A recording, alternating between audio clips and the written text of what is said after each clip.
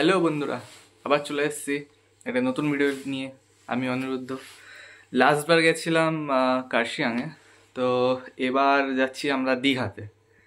তো মাঝে অনেক কদিন গ্যাপ ছিল, তাই এদিক ওদিক কোথাও যেতে পারিনি। দীঘাতে আমরা 3 জন যাব। আমার বাইকটা থাকবে আর পাশাপাশি একটা স্কুটি আছে। তো এখন সময় 2:30 ভোরবেলা, প্রায় মধ্যরাত্রি বললেও চলে।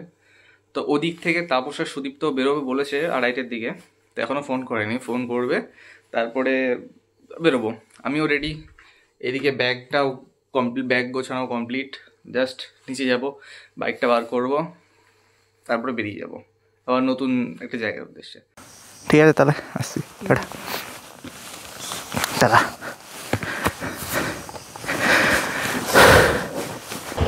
ঠিক আছে, আসছি তাহলে। কি স্ট্যান্ড উঠবে না? আর আসছি, চলেন। অবশেষে বেরিয়ে পড়লাম দীঘার উদ্দেশ্যে। এই যে সামনে স্কুটিতে সুদীপ্ত আর তাপস আছে। এখন ঘড়িতে বাজে 3টে। এখন দেখি কতক্ষণ লাগে। এখন পুরোটা অন্ধকার, ক্যামেরাতে কতটা ক্যাচ করবে জানা নেই।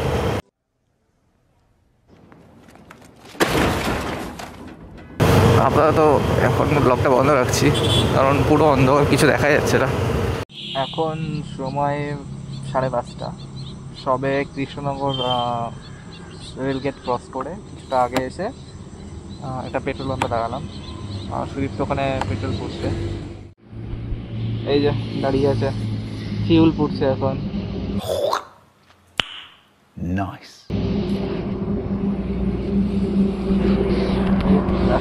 রাস্তার পাশে 3টের দিকে বেরোনোর পরেও মাঝে ভিডিও শ্যুট করতে পারিনি, কারণ টোটালটা অন্ধকার ছিল, আর অন্ধকারে কিচ্ছু ক্যাপচার নিচ্ছিল না, মানে পুরোই অন্ধকার ছিল। ये बड़ी अच्छी बात कही आप। ওই জন্য ভাবছি একবারে যখন রোদটা বেরোবে তারপর থেকে ভিডিও নিতে স্টার্ট করব, কারণ ওদিকে শুধু আমার ইন্ডিকেটারটা দেখা যাচ্ছে, ওর বেশি কিছু দেখা যাচ্ছে না। কিছু করার নেই।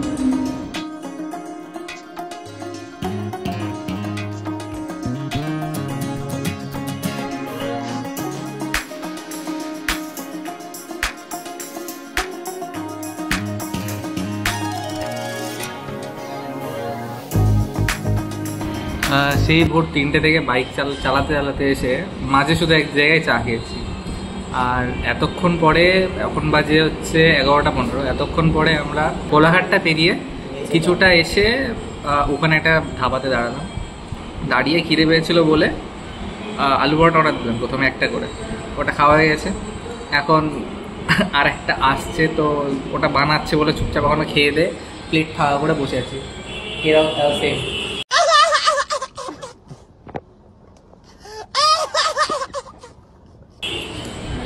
এখন প্লেট ফাঁকা করে বসে আছি, এখন এখান থেকে খাবো। এখান থেকে দীঘা এখনও 108 কিলোমিটার, মোটামুটি 2.5 ঘন্টা এখনও লাগবে। যেতে যেতে 2টো বেজে যাবে, দেখি কটায় পৌঁছানো যায়।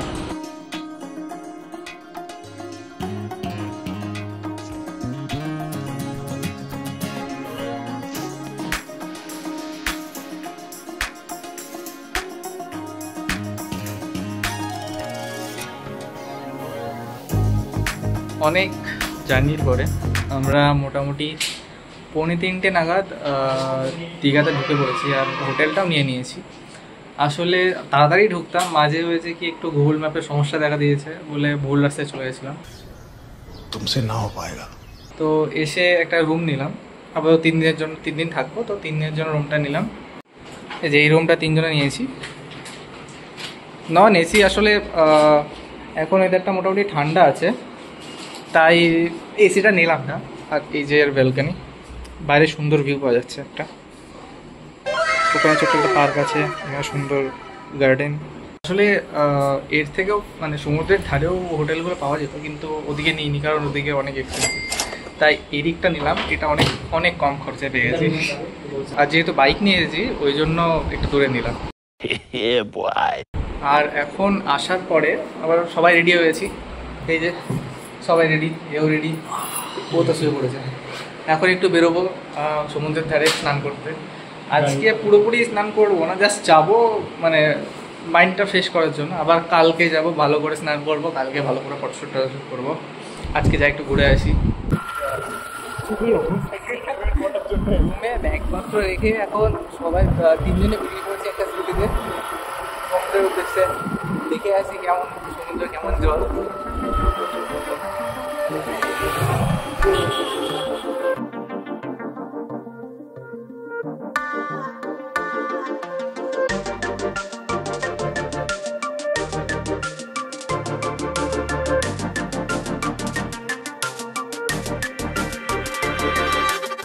Later that same evening.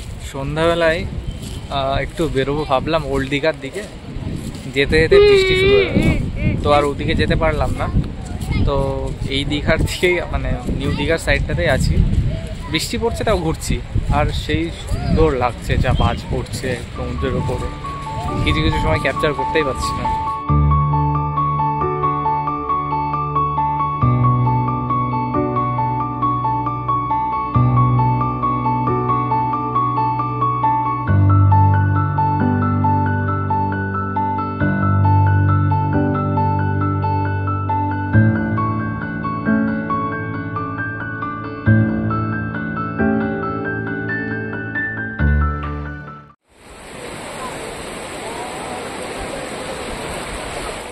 আজকে আমাদের দীঘার সেকেন্ড দিন।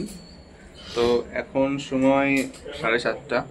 ভেবেছিলাম সকালবেলায় উঠে ভোরবেলায় উঠে সানরাইজ দেখবো, কিন্তু কালকে প্রচুর চালিয়েছি টায়ার বলে আর ওঠা হয়নি। তো এখন আপাতত রেডি হয়ে ভাবছি শঙ্করপুর, তাজপুর আর মন্দারমণির ওই সাইডটা কমপ্লিট করব। তারপরে এসে উদয়পুরে এই সাইডটাতে স্নান সেরে নেবো বিচে। তো তাই আমিও রেডি, এর বাকি দুজনও রেডি। এখন বেরোবো, বেরিয়ে কিছুটা উপভোগ করবো, দেখি কেমন ওয়েদার। কালকে তো সন্ধ্যেবেলা একটু বেরিয়েছিলাম, তো সেই বৃষ্টি স্টার্ট হয়ে গেলো, তো বেশি কিছু করতে পারিনি। 7টার মধ্যে রুমে ঢুকে পড়তে হয়েছিল। এখন বেরোই। আমার বাইক নিয়ে রেডি, যে তারপর সেখানে সুইফট এখানে স্কুটি স্টার্ট দিচ্ছে। এইখানটাতে কালকে ছিল। আর এই যে আমাদের হোটেলটা, এই হোটেলে আমরা ছিলাম, মানে ছিলাম কি এখন আছি। চল যাওয়া যাক।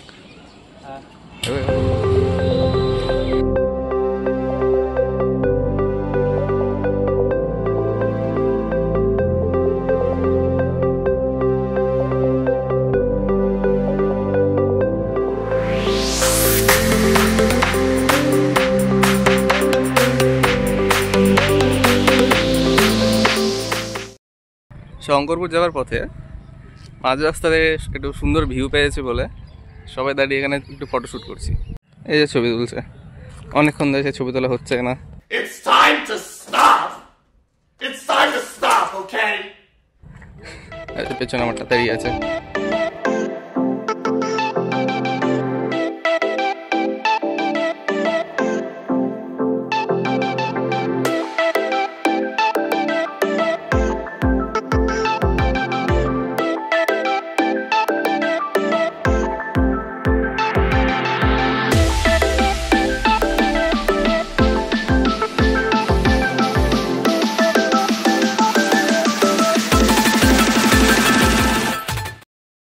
কিছুক্ষণ চালানোর পরে অবশেষে পৌঁছলাম শঙ্করপুর বিচে।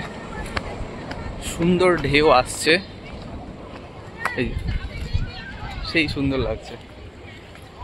তাজপুরের বিচটা ভালো, কিন্তু বাকি কিছু মেনটেনেন্স নেই। প্রচণ্ড নোংরা জায়গা, ওদিকে গোবরে ভর্তি, সব কিছু ভেঙে চড়ে পড়ে আছে ওদিকে, মানে আলাদাই লেভেলে। ডাস্টবিন এখানে উল্টে পড়ে আছে, যেমন এখানে অক্টোপাসটা অর্ধেক ভেঙে পড়ে আছে। প্রচুর নোংরা জায়গাটা, সব গোবর ভর্তি।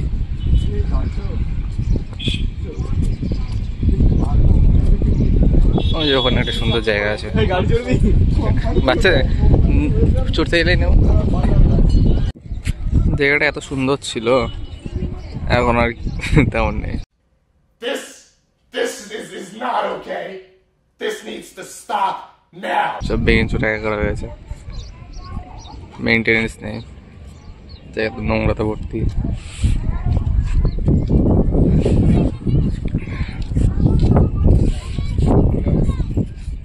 সকালে ঘুম থেকে ওঠার পরে কিছু খেয়েছিলাম না, তো এক শঙ্করপুর এসে কিছুটা ভিউ নিয়ে তারপরে এই যে খাবার অর্ডার দিলাম। আমি ঘুগনি মুড়ি নিয়েছি আর দুজন লুচি খাবে, তো এটা খেয়ে তারপরে আবার বাকি কিছুটা দেখতে লাগবো।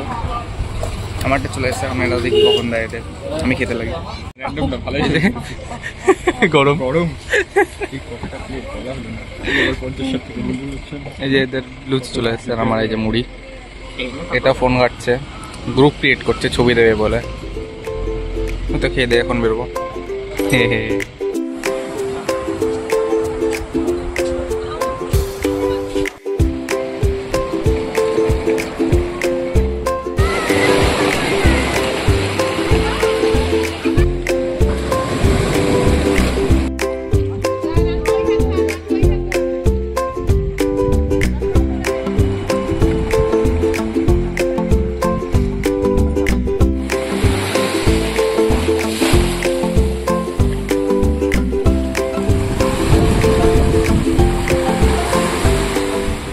দাঁড়িয়ে দাঁড়িয়ে ছবি তুলছিলাম,